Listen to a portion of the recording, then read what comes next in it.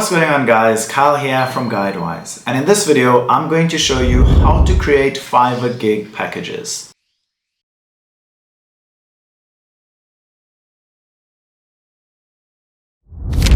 On your Seller dashboard, select My Business, Gigs, then select Edit on one of your gigs. Make sure that you're under the pricing section and then enable Offer Packages. Once we select this, we will then have access to the basic, standard and premium package.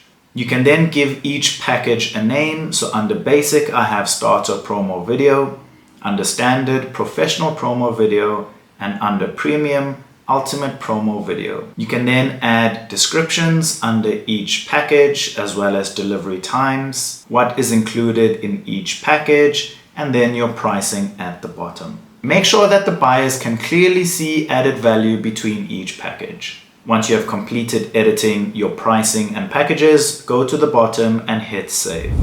If this video helped, don't forget to give it a like and subscribe to Guidewise.